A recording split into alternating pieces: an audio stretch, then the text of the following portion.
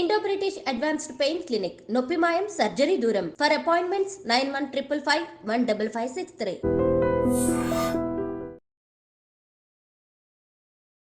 నేనే real Pushpa.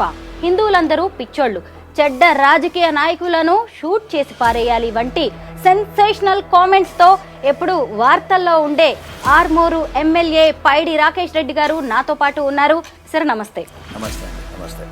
నాంపల్లిలోని BJP office మీద కాంగ్రెస్ శ్రేణులు చేసిన దాడి మీద మీ అభిప్రాయం చెప్పండి. ఒకవేళ మళ్ళీ ఇట్లాంటి పునరావృతం అయితే ఈ కిరాయి గుండాలు వీళ్ళ ఒక హిట్ కమిటీ లోపలనే గాంధీ భవన్ లేపేస్తాం. రేవంత్ రెడ్డి ఏడాది పాలన మీద మీ ఫీడ్బ్యాక్ రివ్యూ ఏంటి సార్? ఇదే వ్యక్తిగత కక్షలు లేకపోతే అయితే ఇప్పుడు మీరు కూడా నేనే రియల్ పుష్ప అన్నారు, ఎందుకు అనాల్సి వచ్చింది మీరు ఆ మాట? ఇప్పుడు మేము లీగల్గా చేస్తాము. లీగల్గా అంటే మీనింగ్ ఇప్పుడు అదేమో రియల్ పుష్ప, మేమందరం రియల్ పుష్పాలు. హిందువులందరూ పిచ్చోళ్ళు, చీమురు నెత్తురు లేదు అంటూ మీరు వ్యాఖ్యానించారు సార్. మీలాంటి బీజేపీ నేతలే ఇలాంటి కామెంట్ చేస్తే ప్రజలు ఏమనుకుంటారు? కాంగ్రెస్ అధికారంలోకి వచ్చినాక ఈ సంవత్సరం లోపల ఎప్పుడైతే ముత్యాలమ్మ గుడి కూలిందో దాంతో 11వ గుడి కూలదు. నేను అన్న పదం పరుషంగా ఉండొచ్చు, మీకు ఒకవేళ ఇబ్బందికరంగా అనిపించవచ్చు, కానీ నువ్వు వాస్తవాన్ని అయితే దాచలేవు కదండి. రాజకీయ నాయకులందరినీ షూట్ చేయాలి అని అన్నారు, ఎందుకు ఇలా అనాల్సి వచ్చింది? అసలు పాలిటిక్స్ అంటే మీ ఉద్దేశం ఏంటి? మీరు ఎమ్మెల్యే అయ్యి ఏడాది గడిచిపోయింది సార్. ఇప్పటి వరకు మీ పనితీరులో మీరు సాధించిన విజయాలేంటి? మేము భవిష్యత్ తరాల ముంగడ మాత్రం దోషులమే. ఎందుకంటే రేవంత్ రెడ్డి గారు ముఖ్యమంత్రి ఉన్నప్పుడు ఈ శాసనసభలో ఉండటం అవమానంగా భావిస్తున్నాం. కేటీఆర్ని అరెస్ట్ చేయడం, ఆయన జైలుకు పంపడం సాధ్యమేనంటారా? వాళ్ళ కుటుంబమే దీన్ని మొదలుపెట్టింది గేమ్. దాంట్లో ప్రధాన వ్యక్తి వచ్చి ఇప్పుడున్న ప్రస్తుత ముఖ్యమంత్రి. సార్, ఇంతకీ సంక్రాంతి తర్వాత తెలంగాణ రాష్ట్ర బీజేపీ అధ్యక్షుడిని నియమించబోతున్నట్టుగా తెలుస్తోంది. కాబోయే కొత్త ప్రెసిడెంట్ ఎవరంటారు? అందరికీ నమస్కారం, నేను Swaroopa Potlapalli. Welcome to I dream. నేనే రియల్ పుష్ప. హిందువులందరూ పిచ్చోళ్ళు, చెడ్డ రాజకీయ నాయకులను షూట్ చేసి పారేయాలి వంటి సెన్సేషనల్ కామెంట్స్ తో ఎప్పుడు వార్తల్లో ఉండే ఆర్మూరు ఎమ్మెల్యే పైడి రాకేష్ రెడ్డి గారు నాతో పాటు ఉన్నారు. ఏడాది రేవంత్ రెడ్డి పాలన ఎలా ఉంది? కేటీఆర్ అరెస్ట్ జరుగుతుందా? దీని వెనక నడుస్తున్న వ్యూహం ఏంటి? అసలు రాష్ట్రంలో పరిస్థితులు ఎలా ఉన్నాయి? సంక్రాంతి తర్వాత తెలంగాణకు రాబోయే కొత్త బీజేపీ అధ్యక్షుడు ఎవరు? ఇలాంటి విషయాలన్నిటినీ కూడా ఎమ్మెల్యే రాకేష్ రెడ్డి గారిని అడిగి తెలుసుకుందాం. సార్ నమస్తే. నమస్తే అండి. నమస్తే. నాంపల్లిలోని బీజేపీ ఆఫీస్ మీద కాంగ్రెస్ శ్రేణులు చేసిన దాడి మీద మీ అభిప్రాయం చెప్పండి. దానికి చెప్పాం కదండి, ఒకవేళ మళ్ళీ ఇట్లాంటి పునరావృతం అయితే ఈ కిరాయి గుండాలు వీళ్ళదంట ఒక హిట్ కమిటీ లోపలనే గాంధీ భవన్ లేపేస్తాం. అదే చెప్పాను, పहले का बीजेपी नहीं है, अब का తెలంగాణ का बीजेपీ है, ఈట్ కా జవాబ్ పత్తర్ సే దేతే. రెండోది ఇంకొకసారి చూడాలంటే కూడా భయపడాలి కాంగ్రెస్ వాళ్ళు. ఇది ఏందండి కాంగ్రెస్, లిల్లీపుట్ కాంగ్రెస్ ఉన్నదే 3 రాష్ట్రాలలో, గింతంతా 19 రాష్ట్రాలలో పరిపాలిస్తున్నాం మేము. బీజేపీ ఎన్డీఏ అలయన్స్లు అది ఇంకా తుమ్మితే ఊడిపోయే ముక్కు. ఏదో ఒక కాంగ్రెస్ మేము అసలు లెక్కలను పెట్టుకోవట్లేదు. అది ఇటలీ కాంగ్రెస్ అయిపోయింది కాబట్టి ఇంకా ఇండియా కాంగ్రెస్ అనేది ఎప్పుడో వెళ్ళిపోయింది. ఇంకా ఇటలీ కాంగ్రెస్ కూడా త్వరలోనే కనుమరుగవుతుంది. పుష్ప 2 సినిమా ఎంత రికార్డ్స్ క్రియేట్ చేసిందో మీకు తెలిసిందే. సంధ్యా థియేటర్ ఘటన సంగతి మీకు తెలిసిందే సార్. పాన్ ఇండియా లెవెల్లో తెలుగు సినిమా ఇండస్ట్రీని నిలబెట్టింది పుష్ప 2 సినిమా. అయితే ఇప్పుడు మీరు కూడా నేనే రియల్ పుష్ప అన్నారు, ఎందుకు అనాల్సి వచ్చింది మీరు ఆ మాట? ఇంటర్వ్యూలు అడిగినప్పుడు ఎంతసేపు ఎర్రచందనం గురించి అపోహలు, అబద్ధాలు, అవాస్తవాలు ఈ వ్యాప్త చేస్తూ ఉంటే అడవి ఉన్న కొద్ది అడవి కూడా మిగిల్చారు వీళ్ళు అనే బాధతో తప్ప మేము చేసేది ఏంటండి. ఇప్పుడు మేము లీగల్గా చేస్తాము. లీగల్గా అంటే మీనింగ్ ఇప్పుడు ప్రభుత్వ అధినేతలు యాక్షన్ పెడతారు. ఎట్లయితే హెచ్ఎండిఏ ప్లాట్స్ రియల్ ఎస్టేట్ చేస్తుందో వాళ్ళు యాక్షన్ చేసినప్పుడు మేము కొంటాము. కాబట్టి అదంతా దొంగల అదేంటి ఎటువంటి అర్థం లేని కథలు తీసుకుంటా అడవికి నష్టపరుస్తున్నారని ఒక బాధతో చెప్పాను. We are real exporters, real rich and exporters. మేము కానీ ప్రభుత్వం కానీ వాళ్ళు అమ్మారు, మేము కొన్నాము. అమ్మినోడు పుష్ప, మేము పుష్ప అని చెప్పాము. దానికి సమాధానం అదేమో రియల్ పుష్ప, మేమందరం రియల్ పుష్పాలం. నిజమే సార్. అయితే సార్, ముత్యాలమ్మ గుడి ధ్వంసం కేసులో మీరు హిందువులను ఉద్దేశించి చేసిన వ్యాఖ్యలు కూడా కొంత కలకలం రేపాయి. హిందువులందరూ పిచ్చోళ్ళు, చీమురు నెత్తురు లేదు అంటూ మీరు వ్యాఖ్యానించారు. సార్, మన హిందుత్వంలో తప్పులు ఉండొచ్చు, నిజంగానే మీరన్నట్టుగా మనకి పెద్దగా ధైర్యం లేకపోవచ్చు, కానీ వాటిని మనం కరెక్ట్ చేసుకుని ముందుకెళ్ళాలే తప్ప మీలాంటి బీజేపీ నేతలే ఇలాంటి కామెంట్ చేస్తే ప్రజలు ఏమనుకుంటారు? మేము ఆ రోజు అన్న సందర్భం వేరు. సుమారు అప్పటికి ఆ గుడితో 15 గుళ్ళు కూలినాయి. కాంగ్రెస్ అధికారంలోకి వచ్చినాక ఈ సంవత్సరం లోపల ఎప్పుడైతే ముత్యాలమ్మ గుడి కూలిందో దాంతో 15 గుడి కూలటం, రక్షాపురం కావచ్చు, ఇంకా మిగతా చోట హనుమాన్ గుడి కావచ్చు, ఇట్లాంటి అన్ని చోట్ల కలిపి, అంటే ఇంకా ఒకవైపు గుళ్ళని తండుతుంటూ ఈ రకరకాల సమస్యలు చేస్తుంటే ఎక్కడ చైతన్యం లేకపోయింది, నిర్వీర్యమైపోతుంది జాతి అనే బాధలోకి వచ్చిన మాటలు. నిజంగా కూడా వాడుక భాష ఏమైనా తీవ్రత వచ్చిన దాంట్లో అర్థం మాత్రం సమానం ఉంది కదా. ఇప్పుడు కూడా అదే అంటున్నాను, చీము నెత్తురే ఉంటే హిందువులకు అట్లాంటి సంఘటనలు ఎందుకు జరుగుతాయి? నేను అన్న పదం పరుషంగా ఉండొచ్చు, మీకు ఒకవేళ ఇబ్బందికరంగా అనిపించవచ్చు, కానీ నువ్వు వాస్తవాన్ని అయితే దాచలేవు కదండి. మన గుళ్ళే ఎందుకు కూలుతున్నాయి? మన గుళ్ళు మన దేవతలను ఎందుకు తండుతున్నారు? మన గుళ్ళే ఎందుకు కూలుతున్నాయి? ఇతర మతస్థులను ఎందుకు ఎవరు తండట్లేదు, ఎందుకు కూల్చట్లేదు? సార్, హిందుత్వం అంటే పరమత సహనం కలిగిన మతం సార్. ఇప్పుడు వాళ్ళొచ్చి మన గుళ్ళని కూలగొట్టారు అని చెప్పి మనం వెళ్ళి ఇంకొకళ్ళ ప్రార్థనా స్థలాలని కూలగొట్టాల్సిన అవసరం లేదు కదా. కాదండి, పరమత సహనం ఇప్పుడు అవసరం లేదు. ఎదుటివాడు మా మతం మీద సహనంగా ఉంటే మేము సహనంగా ఉంటాం. ఇది మార్చుకోండి, మీరు మీడియా కూడా మార్చుకోండి, మీ యాంకర్స్ కూడా, జర్నలిస్ట్ కూడా మార్చుకోండి పదాన్ని. అంటే వాళ్ళు ధ్వంసం చేస్తే మనం కూడా ధ్వంసం చెయ్యకుండా భయం ఉండాలి. ఏం చేయాలంటారు? ఇప్పుడు రాబోయే ప్రభుత్వంలో చెప్తాం ఏం చేస్తాము. ప్రభుత్వం వచ్చేది ఉంది, వచ్చిన తర్వాత చూస్తాం. అంటే చూడాలంటే కూడా భయపడాలా? సార్, రాబోయే ప్రభుత్వం అంటే ఇంకో భారతీయ జనతా పార్టీ, ఇంకో 4 ఏళ్ల తర్వాత అంటున్నారా? 4 ఏళ్ళు కావచ్చు, 4 నెలల తర్వాత కావచ్చు. ఎప్పుడు ఎలక్షన్స్ వచ్చినా ఎదుర్కొంటాము. కొన్నిసార్లు ముందే అవుతాయి, కొన్నిసార్లు అర్ధాంతరంగా రద్దు అవుతాయి. ఏంటి సార్ మీ ఉద్దేశం?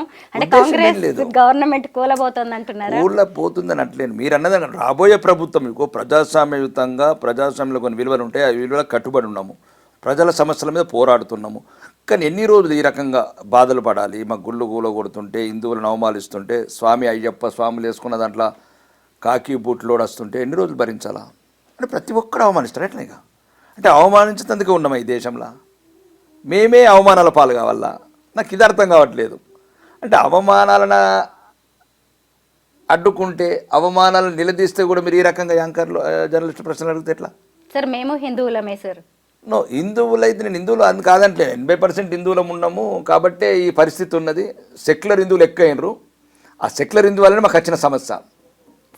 ఎదుటివాడు సెక్యులర్ వేలో వెళ్ళాలి కదా మనం. అదేనమ్మా, పరమత సహనం ఉండాలంటున్నావు. ఎదుటివాడికి ఎందుకు చెప్తలేవు ఆ మాట? అందరికీ చెప్తారు. ఎక్కడ చెప్తుంటే గుళ్ళ ఎట్లా దండుతారు, బూటకాలతో మా దేవతను ఎట్లా దండుతారు? ఎదుటి వాళ్ళకు నువ్వు పరమత సహనం చెప్తే బూటుకాలతోని మా ముత్యాలమ్మ తల్లిని తండ్రి ఎట్లా కొడుకు, మా రక్షాపురంలో గుడిని ఎట్లా కూలగొట్టి నా కొడుకులు. ఇది కాదు బలి, ఇది కాదండి సార్. మీరు ఒక్కసారి ఇది ఇట్లాంటి మార్చండి. పరమత సహనం ఎదుటి వాడుకుంటేనే మాకు ఉంటుంది, వాడికి లేకపోతే ఇంకా మాకు ఉండదు. ఈ గుళ్ళ ధ్వంసాన్ని వీటన్నిటిని ఆపాలంటే మనం మళ్ళీ మన ప్రభుత్వం వచ్చిందాక వెయిట్ చేయాల్సిందేనా? లేదు, ఎదుర్కొంటున్నాం కదా. ఏదంటే ఇప్పుడు ఒకటంటే కొన్ని చట్టబద్ధ సంస్థలు ఉంటాయి. ఇక్కడ ఒక ప్రజాస్వామ్య పరిపాలన దేశం ఉంది, రాజ్యాంగం ఉంది. రాజ్యాంగానికి లోబడి మేము ఉన్నాము, రాజ్యాంగ విలువలకు కట్టుబడి ఉన్నాం. కాబట్టి ప్రజాస్వామ్యయుతంగా ప్రభుత్వాన్ని దృష్టికి తీసుకెళ్ళాము, చర్యలు తీసుకోమన్నాము, చూస్తున్నాం, వెయిట్ చేస్తున్నాము. కానీ సమయం వచ్చినప్పుడు హిందువులంతా ఐక్యత కావాలని కోరుకుంటున్నా. ఇట్లాంటి సంఘటనలు జరగద్దంటే ఏకైతో సేఫే. మనకు మనమే కావాలి, మనకెవరు లేరు, ఎవరు రారు, అంతే. మనకు మనమే కావాలి. రాజకీయ నాయకులందరినీ షూట్ చేయాలి అని అన్నారు. ఎందుకు ఇలా అనాల్సి వచ్చింది? అసలు పాలిటిక్స్ అంటే మీ ఉద్దేశం ఏంటి? అసలు మీరే ఉద్దేశంతో రాజకీయాల్లోకి వచ్చారు? నేను రాజకీయ నాయకులను అందరిని అనలేదు, చెడ్డ వాళ్ళని మాత్రమే అన్నాను. చెడ్డ వాళ్ళని మాత్రమే చట్టం ముందు నిలబెట్టి ఉరి పెట్టాలి. ఒక వీలైతే దాని చట్ట సవరణ మార్చి కొద్దిగా అక్కడి వరకే రాజకీయ నాయకులు చెడ్డ రాజకీయ. ఎందుకంటే 75 సంవత్సరాల తర్వాత కూడా ఇంకా పేదరికం అలానే ఉండిపోవటము, పూరి గుడిసెలల్లో పేదలు ఉండటం, అంటే 500 మంది అమ్మాయిలకున్న స్కూల్లో ఒకటే బాత్రూమ్ ఉండటం, ఎటువంటి అంటే గ్రామీణ ప్రాంతంలో గ్రామీణ భారతంలో అంటే కొన్ని మౌలిక వసతులు అట్లా ఉండటం అంటే ఇది నా ఉద్దేశంలో అది. అంటే ఏదైతే ఇప్పుడు 145 కోట్ల భారతం ఉందో ఈ భారతంలో ఉన్నవాడు అవుతున్నాడు, ఎదిగిపోతున్నాడు, ఓకే అది వ్యాపారాలు చేసి వెళ్ళడం వేరు. కానీ రాజకీయ నాయకుల ప్రధాన కర్తవ్యం ఏంటంటే ఎక్కడైతే పేదరికము నిరక్షరాస్యత ఇవ్వున్నదో ఇవిట్లా కంటిన్యూ చేయాలి. కానీ ఇప్పుడు చూడండి ఈ రీసెంట్లీ 7 లక్షల మంది స్టూడెంట్స్ డ్రాప్ అవుట్ అయ్యారు. 7 లక్షల మంది స్టూడెంట్స్ ఎవరండి? గవర్నమెంట్ స్కూళ్ళలో ఎవరు చదువుతున్నారు? మీ పిల్లలా మా పిల్లలా? పేద పిల్లలు, పేద పిల్లలు. ఎవ్వరి రాజకీయ నాయకుల పిల్లలు చదవట్లేదు, గవర్నమెంట్ ఆఫీసర్ల పిల్లలు చదవట్లేదు, గవర్నమెంట్ టీచర్ల పిల్లలు కూడా చదవట్లేదు. మరి ఎలా అనేది ఆ బాధలో ఆవేదనలో వచ్చిన పని. నేనేమన్నానంటే మంచి రాజకీయ నాయకులను వదిలేసి చెడ్డ రాజకీయ నాయకుల్ని అంటే ఉరికంబం ఎక్కించాలి భారత చట్టాల ప్రకారం. వీలు కాకపోతే చట్టాన్ని సవరణ చేసి షూట్ చేసేయాలని నేను అంటున్నాను. సార్, క్రైమ్ హిస్టరీ ఉన్న కొంతమంది లీడర్స్కి మీ పార్టీ కూడా సీట్లు ఇచ్చింది, కొంతమంది గెలిచారు. నేను క్రైమ్ హిస్టరీ గురించి మాట్లాడలేదండి. క్రైమ్ హిస్టరీ ఇస్ డిఫరెంట్, శిక్షలు పడటం వేరు.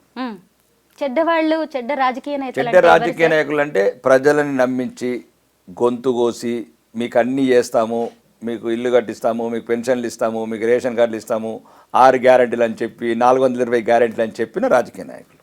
మరి మీరు ఏ ఉద్దేశంతో రాజకీయాల్లోకి వచ్చారు? నేను వచ్చిన ఉద్దేశం దేశం, ధర్మం, న్యాయం అంటే ఆ ఐడియాలజీ ఉన్న పార్టీ. ఎందుకంటే ఇక్కడ 1947 ఆఫ్టర్ ఫ్రీడమ్ డెవలప్ అవుతున్న ఒక రిలీజియన్ ఇష్యూస్ కావచ్చు, లేదు ఇప్పుడు ఏదైతే సంవిధానం అంటున్న కుటుంబం ఆ సంవిధాన్ని చీల్చి ముక్కలు చేసిన గాంధీ కుటుంబం కావచ్చు, ఈరోజు దేశవ్యాప్తంగా ఒక భావజాలాన్ని వ్యాపింపజేస్తున్న రాహుల్ గాంధీ గారి మాటలు గల్ల కావచ్చు, ఇవన్నీ ఒక మనం భారతీయ జనతా పార్టీకి రావడం జరిగింది. వచ్చిన తర్వాత కూడా ఇక్కడ కనీసంగా కావాల్సిన నేను కొట్లాడేది కూడా అవిటికే కొట్లాడుతున్నాను. విద్య, వైద్యం, ఉపాధి, అంతే. ఆ 3 ప్రధాన ఎజెండాగా. మిగతాది పేదలకు ఇల్లు కావచ్చు, మౌలిక వసతులు, ఇప్పుడు సీసీ రోడ్లు కావచ్చు, డ్రైనేజ్ కావచ్చు, ఇట్లా మాదంతా గ్రామీణ ప్రాంతం గల నియోజకవర్గం కాబట్టి ముఖ్యంగా వీటి మీదనే ఫోకస్ చేస్తున్నాను నేను. మీరు ఎమ్మెల్యే అయ్యి ఏడాది గడిచిపోయింది సార్. ఇప్పటి వరకు మీ పనితీరులో మీరు సాధించిన విజయాలేంటి? మేము భవిష్యత్ తరాల ముంగడ మాత్రం దోషులమే. ఎందుకంటే రేవంత్ రెడ్డి గారు ముఖ్యమంత్రి ఉన్నప్పుడు ఈ శాసనసభలో ఉండటం అవమానంగా భావిస్తున్నాను నేను. ఈ కాంగ్రెస్ సీనియర్ మంత్రులు ఎవరైతే ఉన్నారో మేము భవిష్యత్తులో మా నియోజకవర్గ పిల్లలకు సమాధానం చెప్పుకోవాల్సింది. వాళ్ళు అడుగుతారు, ఇంక 20 ఏళ్ళ తర్వాత అడుగుతారు, ఏం చేశారు అనుముల రేవంత్ రెడ్డి 1000 కోట్లు దోసుకుపోతుంటే కొడంగల్కు, నువ్వేం చేసావు అని అడుగుతారు అప్పటి పిల్లలు. దానికి మాత్రం మేము తలదించుకోవాల్సిందే. ఏదైతే దక్షిణ తెలంగాణ మంత్రులు ఉన్నారో ఎవరు పడితే వారు ఇష్టమైనట్టు దోసుకుపోతున్నారు, మీరేం చేశారు మీ నియోజకవర్గం అంటే నేనే కాదు 33 జిల్లాలల్లో. ఒక ఎగ్జాంపుల్ చెప్తున్నాను. సుమారు ఎస్డిపి స్పెషల్ డెవలప్మెంట్స్ అనేది 33 జిల్లాలల్లో సగం కాన్స్టిట్యున్సీలకు 10 రూపాయలు ఇవ్వలే.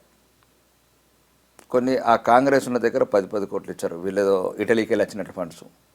ఒక్క రేవంత్ రెడ్డి గారే 1005 కోట్లు కొండిపోయారు. ఇది రాబోయే తరాలు మమ్మల్ని అడిగితే దానికి ఏదో ఒక పరిష్కారం కనుగొనాల. రేవంత్ రెడ్డి వాళ్ళు లాంటి వాళ్ళు అది మానుకోవాలని నా వ్యక్తిగత అభిప్రాయం. రేవంత్ రెడ్డికి ఎవరు చెప్పేవాళ్ళు లేరా, లేకపోతే ఆయన ఎందుకు ప్రవర్తిస్తున్నాడు అపరిచితుల్లాగల్లా? ఎందుకంటే ఈ రకంగా అంటే నీ నియోజకవర్గం 1000 ఇప్పుడు మాకు 10 కోట్లు ఇచ్చినప్పుడు నువ్వు 20 కోట్లు తీసుకెళ్ళు, లేదు 30 కోట్లు తీసుకోవాలి. మాకు 10 కోట్లు కూడా లేదు. ఆయన ఒక్క కొడంగల్కి 1005 కోట్లు, ఇంతకుముందు 1400 కోట్లు. సుమారు రాష్ట్రంలో ఏదైనా మిగులు బడ్జెట్ ఇప్పుడు మొన్న ఏదైతే భూములు తాకట్టు పెట్టి అప్పులు తీసుకొస్తున్నారో మొత్తం కొడంగల్కు, మధిర లాంటి ప్రాంతాలకు, లేకపోతే 3 జిల్లాల వరకే మేజర్ పార్ట్ వచ్చి కొడంగల్. ఇది మేము భవిష్యత్ తరాలకు సమాధానం చెప్పుకోవాల్సింది, లేకపోతే సిగ్గుతో తలదించుకోవాల్సిందే. మిగతా ఎమ్మెల్యేలు 33 మంది జిల్లాల ఎమ్మెల్యేలు అందరం దాంట్లో ప్రధానంగా అయితే నేనైతే సిగ్గుపడుతున్నా. ఈ ఇప్పుడున్న శాసనసభలో తెలంగాణ 3వ శాసనసభలో శాసనసభ్యుని ఎందుకు అది ముఖ్యమంత్రిగా రేవంత్ రెడ్డి గారు అంటే ఎటువంటి ఒక న్యాయబద్ధత పరిపాలన లేకుండా పక్షపాత పూరితమైన పరిపాలనతో చేస్తూ తన ప్రాంతానికి ఒక 3 జిల్లాలకే ఉన్న నిధులను తీసుకుపోతుంటే అదొక గుండె కోసినంత బాధ అవుతుంది. కానీ ప్రజాస్వామ్యం ఏం చేయలేం. నా ప్రజల మీద అప్పు మోపుతున్నాడు. నువ్వు 1,38,000 కోట్లు తీసుకొచ్చాడు అప్పు. 2,40,000 కోట్లు మా ఆదాయాన్ని మొత్తం కలిపి వాళ్ళు 3 జిల్లాలకు తీసుకెళ్తున్నారు, ముఖ్యంగా కొడంగల్కి తీసుకెళ్తున్నారు. అది తప్పు అని నేను అంటున్నాను, సరిదిద్దుకోవాలని కోరుకుంటున్నాను. సరిదిద్దుకోకపోతే దేవుణ్ణి ప్రేరిత చేస్తాను. ఎవరైతే దుర్మార్గులు ఉన్నాడో దుర్మార్గుల పరిపాలన తొందరగా అంతమొందించు దేవుడు అంటాను. అంతకన్నా ఏం చేస్తాను? అంతకన్నా నేను చేస్తానమ్మా. 1000 కోట్లు తీసుకెళ్ళిన వాడు ఒకవైపు, 1 కోటి రూపాయలు తీసుకెళ్ళిన నేను ఇప్పుడు నా ప్రజలకు అన్యాయం చేసినట్లే కదా. అందుకోసం ఇప్పుడు ఉన్న నా ప్రజలకి ఇంక నేనేం చేయగలుగుతాను? దేవుని కోరుకుంటాను, ఇట్లాంటి దుర్మార్గ పరిపాలనని తొందరగానే అంతమొందించు దేవుడు అని కోరుకుంటాను. సార్, తెలంగాణ నుంచి 8 మంది బీజేపీ ఎంపీలు ఉన్నారు, బీజేపీ ఎమ్మెల్యేలు 8 మంది ఉన్నారు, 2 సెంట్రల్ మినిస్టర్స్ ఉన్నారు. సార్, స్టేట్కి సంబంధించి చూసినప్పుడు ఎక్కువగా కాంగ్రెస్ అండ్ బీఆర్ఎస్ మధ్యే వారు కనిపిస్తోంది. పెద్దగా ఈ బీజేపీ లీడర్స్ వాయిస్ వినిపించట్లేదు అనే విమర్శలకు మీరిచ్చే సమాధానం? బీఆర్ఎస్ ఎక్కడుంది? ప్రతిపక్ష నాయకుడు సంవత్సరం అయితే పడుకొని ఇంతవరకు లేవట్లేదు. ప్రధాన ప్రతిపక్షం ఫామ్ హౌస్లో పడకేసింది స్వరూప గారు. ఇంకా నిజమైన ప్రతిపక్షం ఏదైనా ఉందంటే తెలంగాణలో మొన్న 0కు పరిమితం చేశాం కదా. ఇప్పుడు మీరు ఏదైతే బీఆర్ఎస్ టీఆర్ఎస్ అంటున్నారు చూడు, కనబడ్డా ప్రతిపక్ష నాయకుడు? చూసావా 10 నెలలు? నువ్వు చూసారా? మీరు జర్నలిస్టులు కదా, చూసారా? ప్రధాన ప్రతిపక్ష నాయకుడు ఎట్లుంటాడు? నిగ్గదీసి అడుగుతాడు, గిరిగీస్తాడు, పల్లెన తిరుగుతాడు.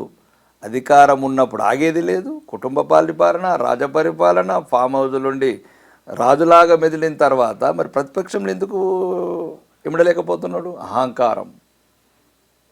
అదొక రకమైన బాడీలో వచ్చిన ఒక అహంకారపూరితమైన ఒక వల్ల అట్లా తయారైపోయాడు ప్రతిపక్ష నాయకుడు. కాబట్టి ప్రధాన ప్రతిపక్ష నాయకుడు అనేది లేడు ఇక్కడ, ప్రతిపక్షం కూడా లేదు. వాళ్ళు ఏదో రకరకాల సమస్యలలో కొట్టుమిట్టాడుతున్నారు. కాబట్టి ఇంకా ప్రధాన ప్రతిపక్షం ఉన్నది ఈరోజు మూసీది కావచ్చు, రైతు రుణమాఫీ కావచ్చు, హైడ్రా కావచ్చు, అండ్ లడ్చర్ల ఫార్మా క్లస్టర్ మీద కావచ్చు, ప్రతి దాని మీద పోరాటం చేసింది, ప్రధాన పాత్ర వహించింది మాత్రం భారతీయ జనతా పార్టీ. మీరన్నట్టుగా అలా నిగ్గదీసి అడగబట్టే ఇప్పుడు కేటీఆర్ని రేవంత్ సర్కార్ టార్గెట్ చేసింది. ఆయన్ని ఫార్ములా ఈ రేస్ పేరుతో, ఆ కేసు పేరుతో ఆయన్ని జైలుకి పంపించాలని చూస్తున్నారు అంటున్నారు. ఇంకొక వైపు చూసినప్పుడు ఈ మధ్య ఒక పొలిటికల్ అనలిస్ట్ దీని వెనక బీజేపీ మోదీ కూడా ఉన్నారని విమర్శలు చేశారు. సార్, మీరేమంటారు? ఈ కేసు విషయంలో కేటీఆర్ని అరెస్ట్ చేయడం, ఆయన్ని జైలుకు పంపడం సాధ్యమేనంటారా? అరెస్ట్ చేయడం, జైలుకి పంపడం అవన్నీ చట్టబద్ధ సంస్థలు మనం చేసిన. ఇంతకుముందు ఒకటే అండి, ఫస్ట్ ప్రధానంగా గమనించాల్సింది, ఈ తెలంగాణ వచ్చిన తర్వాతనే ఇట్లాంటి విషపు పోకడలు అలవాటు చేశాడు కేటీఆర్ గారు. వాళ్ళ కుటుంబమే దీన్ని మొదలుపెట్టింది గేము. దాంట్లో ప్రధాన వ్యక్తి వచ్చి ఇప్పుడున్న ప్రస్తుత ముఖ్యమంత్రి.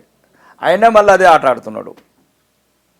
అంటే ఇక వాళ్ళు ఏం చేశారో కేటీఆర్కి తెలుసు, ఆ కుటుంబానికి తెలుసు. రేవంత్ రెడ్డి గారి పట్ల ఏమైనా ప్రవర్తించారా, మరి ఇంతకుముందు ఏమైనా లేని అక్రమ కేసులు పెట్టారా, చెర్లపల్లి పంపారా, చంచలగూడ పంపారా, వాళ్ళు దానికి ప్రతీకారంగా ఇప్పుడున్న ప్రస్తుత ముఖ్యమంత్రి తీసుకుంటే తెలంగాణ ప్రజలంతా అనుకుంటున్నారు నువ్వు నేర్పిన విద్యనే కదా నీరజాక్ష అనుకుంటా అనుముల రేవంత్ రెడ్డి గారు ఆట ఆడుతున్నారు. ఇక దానికి ఈ బోడీలకు ఈలగల గురించి మాకు ఎంత అండి, తెలంగాణకి ఇంత 30 రాష్ట్రాలలో ఈరోజు భారతదేశం చూసి నరేంద్ర మోడీకి వీళ్ళకి లింక్ పెడతారు ఏంటండి? నక్కకు నాగలోకున్న తేడా అండి. మీరు స్వరూప గారు, మీరు ఇట్లా అతన్ని పోల్చడం అనేది కూడా కరెక్ట్ కాదు. నరేంద్ర మోడీకి ఇట్లాంటి చిల్లర విషయాల మీద టైం లేదు. వీళ్ళు ఇక్కడ దుర్మార్గంగా ఇస్తున్నారు. కాబట్టి తెలంగాణ ప్రజలకు కూడా నేను చెప్పదలుచుకుంటున్నాను ఏంటంటే, దయచేసి ఈ వ్యక్తిగత కక్షల గురించి వీళ్ళని మనం ఎన్నుకోవడం మూర్ఖత్వము. రాష్ట్ర హితము, రాష్ట్రానికి కావాల్సిన పేదలకు ఏం కావచ్చు, మౌలిక వసతులు కావచ్చు, విద్య కావచ్చు, వైద్యం కావచ్చు, ఒక ప్రధాన దృష్టి కేంద్రీకరించే భారతీయ జనతా పార్టీని మీరు ఎన్నుకుంటే ఇట్లాంటి సమస్యలు ఉండేవి. వాడు వీడు అందరిని పంపిస్తాం, మొత్తం సబ్ క్లీన్ కడితేతాం తెలంగాణకు. రేవంత్ రెడ్డి ఏడాది పాలన మీద మీ ఫీడ్బ్యాక్, రివ్యూ ఏంటి సార్? ఇదే వ్యక్తిగత కక్షలు, లేకపోతే ప్రతిపక్ష ఎమ్మెల్యేలను అవమానించడము, ప్రజాస్వామ్యాన్ని తూట్లుపోవటము, ప్రజలకు చెందాల్సిన భూములన్నీ తాకట్టు పెట్టి కొడంగల్ పోవటము ఆయన చేసింది కదా. ఎందుకేం చేసిండు ఆయన? వాళ్ళు నేనంటే లేదు, కాంగ్రెస్లోనే 100 మంది విమర్శిస్తున్నారు. దాంట్లో 6 ముఖ్యమంత్రులు ఉన్నారు. ఇప్పుడు జరిగింది ఏం లేదు. ప్రజలు కూడా చింతిస్తున్నారు, పశ్చాత్తాపడుతున్నారు. ఎందుకు అనవసరంగా ఒక భ్రమలో పడి అక్కడున్న రాజ కుటుంబాన్ని, అంటే ఆ టైంలో రాజ కుటుంబం మీద ఉన్న వ్యతిరేకత వల్ల ఎన్నుకోవాల్సి వచ్చింది. ఆవేశంలో మేము సరైన ఆలోచన లేకుండా భారతీయ జనతా పార్టీని దూరం చేసుకున్నామనే బాధలో తెలంగాణ ప్రజలు ఉన్నారు. ఆ బాధ, నైరాశ్యం అనేది భారతీయ జనతా పార్టీ పార్లమెంట్ ఎలక్షన్లో కొద్దిగా తీర్చుకున్నారు తెలంగాణ ప్రజలు. ఎందుకంటే 77 లక్షల ఓట్లు వేశారు.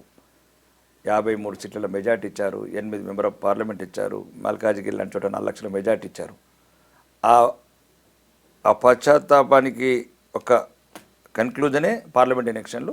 ఇంకా ఫైనల్గా ఎప్పుడు ఎలక్షన్లు వచ్చినా కానీ భారతీయ జనతా పార్టీని ఎన్నుకొని ఈ దుర్మార్గులని వ్యక్తిగత ద్వేషాలకు, రాగద్వేషాలతోని, టెలిఫోన్ ట్యాపింగ్లు, అంటే మొత్తం ప్రజల సమస్యలు పక్కదో పెట్టించి పరిపాలన లేకుండా వ్యక్తిగత ద్వేషాలకు పాల్పడుతున్నారు. కాబట్టి వ్యక్తిగతాలు కాదు మాకు కావాల్సింది, రాగద్వేషాలు. మాకు కావాల్సింది మా బతుకులు. మాకు రేషన్ కార్డు కావాలి, పెన్షన్లు కావాలి, స్కూళ్ళల్లో మంచి ఇన్ఫ్రా ఉండాలి, రోడ్స్ కావాలి, రకరకాల ఇండస్ట్రీస్ కావాలి, గ్రామీణ ప్రాంతాల్లో కుటీర పరిశ్రమలు కావాలి. కొడంగలే కాదు, కొడంగల్ లాంటి 119 నియోజకవర్గాలు డెవలప్ కావాలని తెలంగాణ ప్రజలు కోరుకుంటున్నారు. దానికి ఒకే ఒక్క మార్గం, కమలం అయితేనే మా గమ్యం కరెక్ట్ ఉంటుందని నిర్ణయించుకుంటున్నారు. హైడ్రా, మూసీ ప్రక్షాళన, లగచర్ల ఈ ఇన్సిడెంట్ వీటన్నిటి వెనక ప్రభుత్వ స్వార్థం కానీ ఇంకేదైనా స్కెచ్ వ్యూహం ఉందంటారా? దాంట్లో ఏమేమున్నదండి? ఇప్పుడు హైడ్రా ఉంది, హైడ్రా ఎందుకు పోతలేరు ఫాతిమా కాలేజ్కు? అది చెప్పండి కదా ముందు. ఇప్పుడు రంగనాథ్ గారిని అడుగుతున్నాను, బహిరంగంగా అడుగుతున్నాను నేను. ఇప్పుడు ఎవరు ఆయన హైడ్రా కమిషనర్ ఎవరు ఉన్నట్టున్నారు, ఐపీఎస్ ఆఫీసరు. నిజంగా మీరు నిజాయితీ పర్లేదు, అటు ఎందుకు వెళ్తలేరు? పాత బస్తి చాదరగట్ట ఎందుకు దాటలేరు? ఒక దాంట్లో మీ దాంట్లో ఏం లేకపోతే హిందువులు అంటే చులకన, కొట్టినా పడతారు, తండినా పడతారు, ఆస్తులను కూలగొట్టినా పడతారు. నేను అనేది ఉదాహరణ నేను అది తప్పుల గురించి కాదు. నేను ఒక సంఘటన చెప్తున్నాను. మా తప్పులు కూల్చడం తప్పని అంటలేదు. మరి అక్కడ ఎందుకు కూలుస్తలేవు? మదీనా కాడ ఎందుకు కూలుస్తలేవు? కాలపత్ర కాడ ఎందుకు కూలుస్తలేవు? ఈ అకాడమిక్ ఇయర్ అయిన తర్వాత కూలుస్తామన్నట్టున్నారు. అఫిడవిట్ ఇవ్వను తెలంగాణ ప్రజలకు అఫిడవిట్ ఇవ్వమనండి.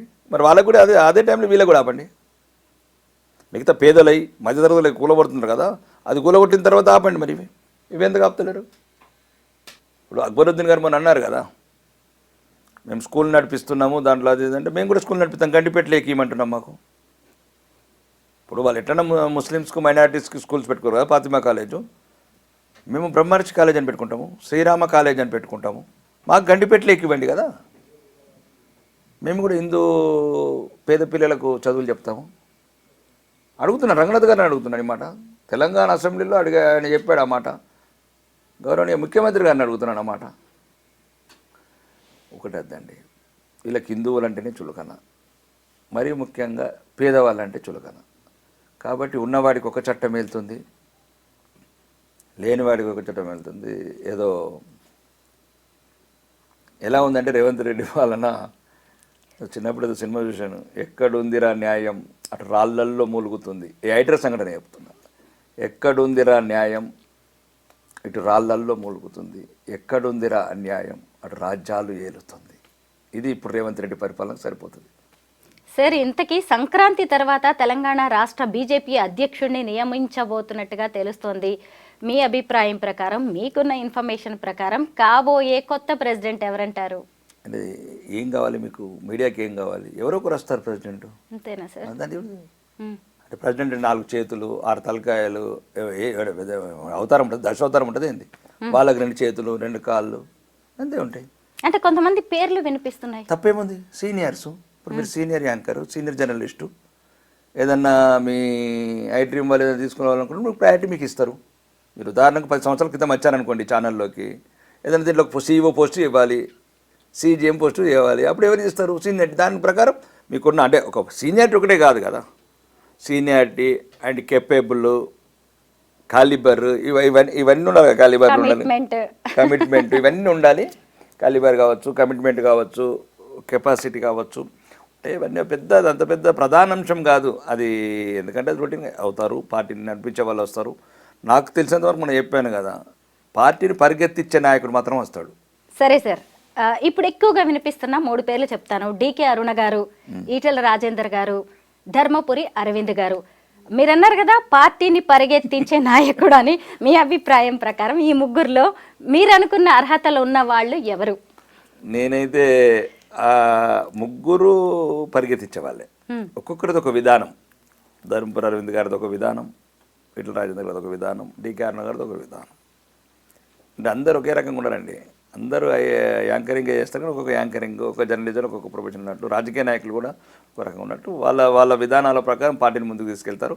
ఆ ముగ్గురిలో ఎవరైనా పార్టీకి పరిగెత్తించే వాళ్ళే. సార్, ఫైనల్గా ఒక్క క్వశ్చన్ సార్. అసలు బీజేపీ అంటే హిందుత్వ పార్టీయేనా? అంటే ఇప్పుడు నిన్నారా వందే భారత్ ట్రైన్లో హిందువులు ఎక్కాలని? లేదు సార్. కరోనా వ్యాక్సిన్ ఇచ్చేటప్పుడు హిందువులుగా నిన్నారా? 83 కోట్ల మందికి రేషన్ ఇచ్చేటప్పుడు హిందువులుగా నిన్నారా? విదేశీ ఎగుమతులు చేసేటప్పుడు కంపెనీలు ఎగుమతులు నిన్నారా? ఎయిర్పోర్ట్లలో హిందువులే ఎక్కాలని కొత్త ఎయిర్పోర్ట్లు కట్టామా? ఎందుకండి ఇంత దుష్ప్రచారం? బీజేపీ అందరిదండి. ఇది ఆ పార్టీలు కొందరి అండి, ఆ పార్టీలు కొందరి, బీజేపీ అందరిది. అర్థం చేసుకోవాలి ముస్లిం సోదరులు, క్రైస్తవ సోదరులు కూడా. ఎందుకంటే 90% ఉన్న నాగాలాండ్లో బీజేపీ అధికారంలో ఎలా ఉంటుందండి? అందరిది కాకపోతే కొందరిది అయితే నాగాలాండ్లో అధికారంలో ఎందుకుంటాం? 65% ముస్లిమ్స్ ఉన్న దగ్గర భారతీయ జనతా పార్టీ అభ్యర్థి ఎట్లా గెలుస్తాడు? ఒకవేళ ఇది కొందరి పార్టీ హిందువుల పార్టీ అయితే 65% ముస్లిమ్స్ ఉన్న దగ్గర మేము ఎట్లా గెలవగలుగుతాం? నో, అది కొందరు పార్టీ. ఎట్లయితే వక్ఫ్ బోర్డు చట్టాలు అన్యాయంగా, అసంబద్ధంగా, అంటే అక్రమంగా చట్టాలు చేశారు.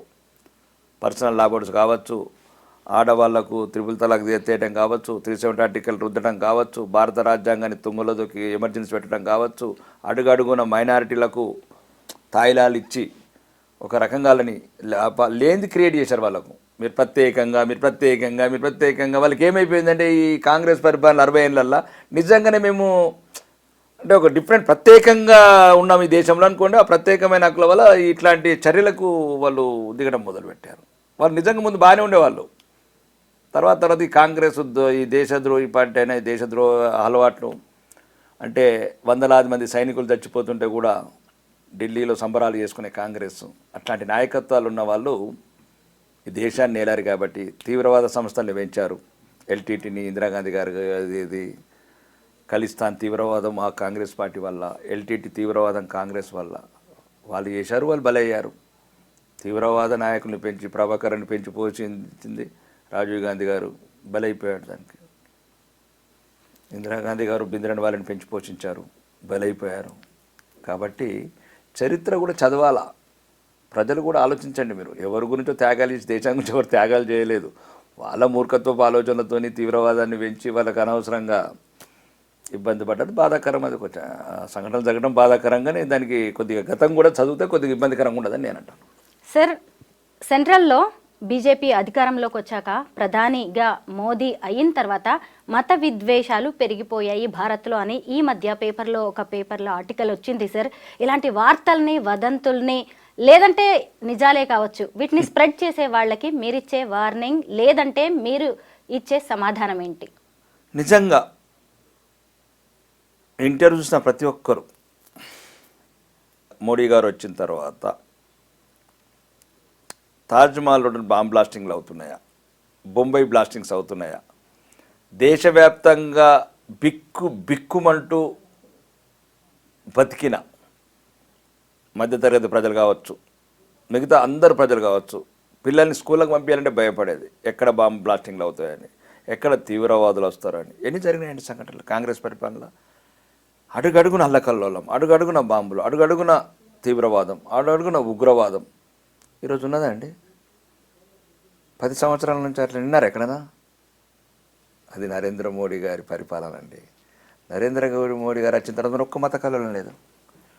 అంతకుముందు గోధరా ఘటనలు, ఎక్కడెక్కడ హైదరాబాద్లో కూడా ఎన్నోసార్లు మత కళలు, మిగతా దేశవ్యాప్తంగా మత కళలు మరి లేవండి. ఏంటండి 11 సంవత్సరాల నుంచి ఒక్క మత కళలు లేదు, ఒక్క బాంబ్ బ్లాస్టింగ్ లేదు, ఎక్కడో ఒక చోట చిన్న సంఘటన తప్ప.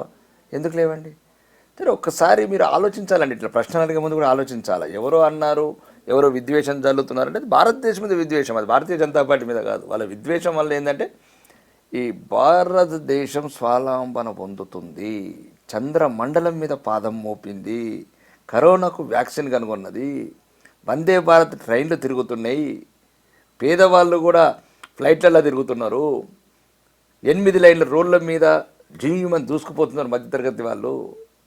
ఇది ఇది ఇది కొంతమందికి విదేశాల్లో ఉన్న వాళ్ళకి నచ్చట్లేదు. ఇది ఎలా సొంతకాలం నిలబడగలుగుతున్న దేశం? మా ఇంపోర్ట్స్ చేసుకోవాలి, ఎప్పుడు విదేశాలకే మనం సంపాదించిన డబ్బు విదేశీ మార్గద్రవ్యంగా ఇవ్వాలి, పెట్రోల్కి బదులు బయోడీజిల్ ఎట్లా తయారవుతుంది, సిఎన్జి ఎట్లా తయారవుతుంది, ఈవీ బస్సులు ఎట్లా వస్తున్నాయి, ఇవన్నీ ఒక కొత్త భారతదేశాన్ని తయారు చేస్తున్నామండి. నయా భారత్ నవభారత్, అబ్కా భారత్, అలగ్ భారత్.